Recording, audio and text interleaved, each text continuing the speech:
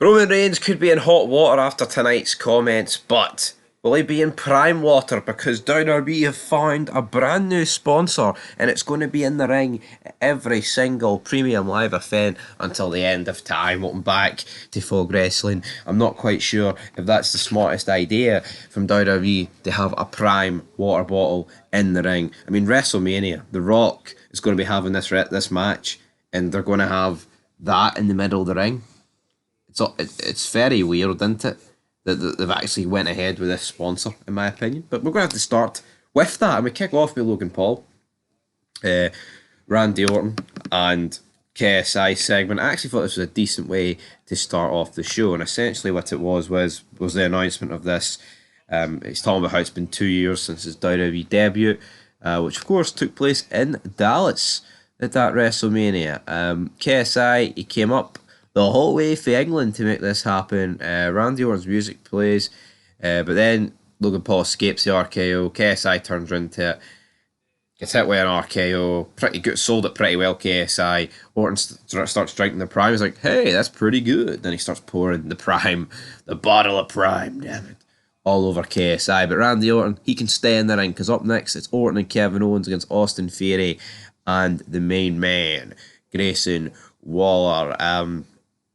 Orton and Owens win, but then after the match, Logan Paul attacks both of them from behind. He tries to punch Orton, but he can't quite do it because he snatches the brass knuckles away. Then Orton punches Owens. Well, nearly punches Owens. There's a bunch of nearlies in here as Logan Paul retreats to the outside, so who knows what's going to happen here.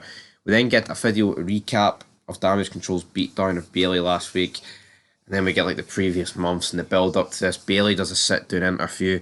This just felt incredibly flat to me, man. Bayley just sitting there with the sad puppy dog expression on her face.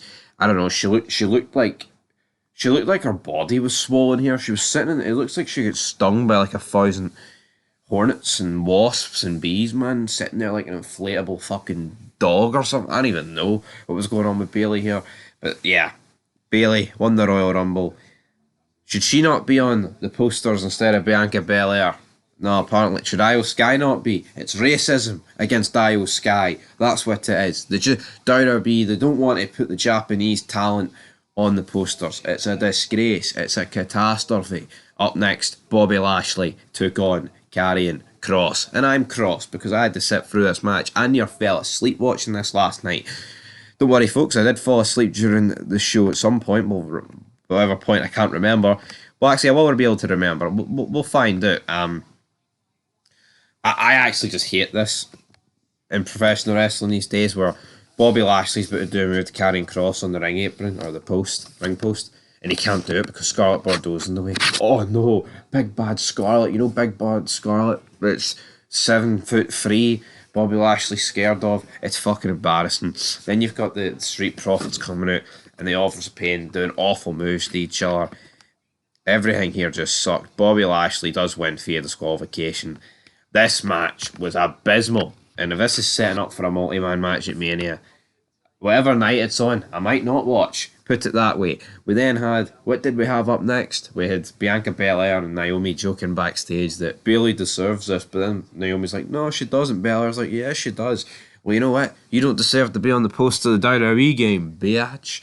Oh yeah, Jesse Pinkman coming in there. Fast and loud, damn it.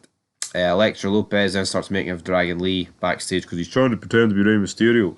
And what actually made me sick about tonight's show, by the way, is the fact that Dragon Lee had more screen time tonight in a fucking bum match over the likes of The Rock, Cody Rhodes, Seth Rollins, and Roman Reigns in the main event segment. I mean, scrap the other three, it's all about The Rock, but come on. What is this company thinking of, man? It's like last week they did like a 41-minute segment. It's so fucking what if they did a 41-minute segment, man? Should be able to go over if they want. It's The Rock. You're not going to get him every week. It's a disgrace. Like, it seriously is. Up next we then do get a promo package with the new Hall of Fame people. Oh yeah. Bill Nakano. Oh my god. That's a rock star. Then the US Express. Free jobbers. Right? Free absolute jobbers. I'm not... Just because you did it 50 years ago, 40 years ago, doesn't automatically make you great, by the way. See, in like 30 years' time, are we going to be inducting JD Madonna to the Hall of Fame? I really hope not. Anyway, third match, we got Tiffany Stratton taking on Mia Yim. Tiffany Stratton wins.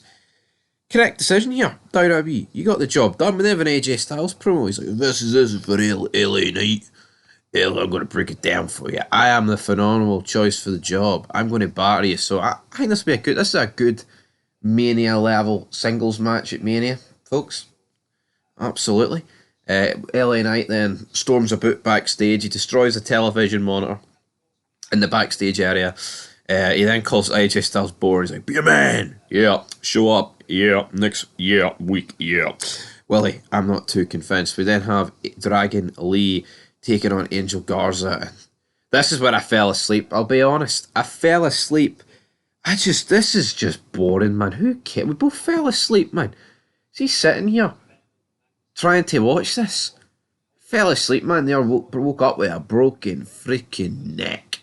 There's nobody that can enjoy this. I mean, see how painful this is in the UK trying to sit up to these times, man. You're trying to sit up to The Rock. You're trying to sit up for Dwayne.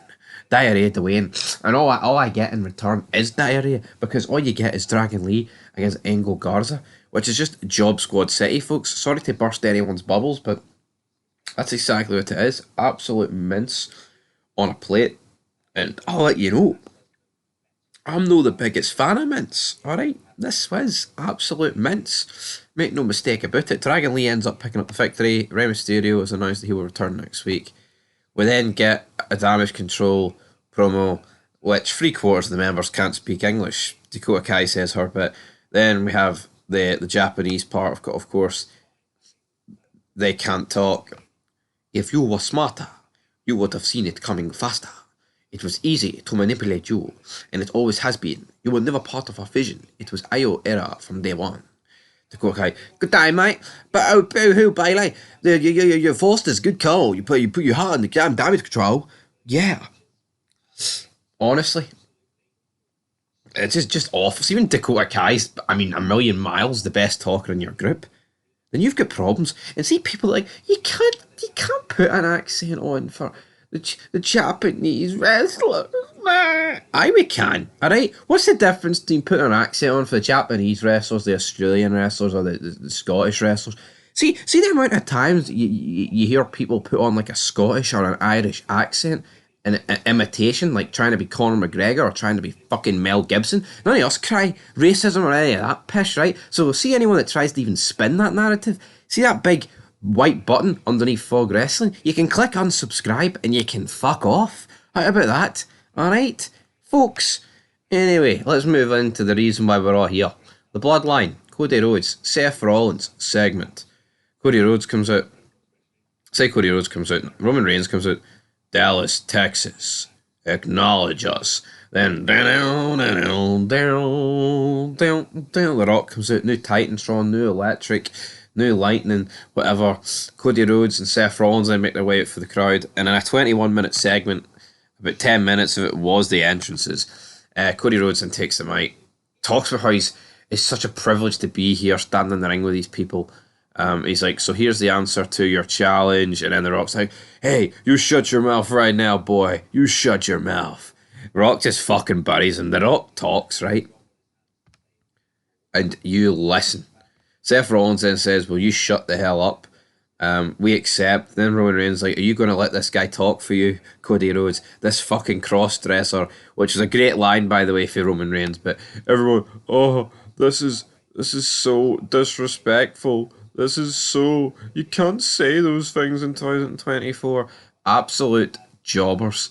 Absolute jobbers, man.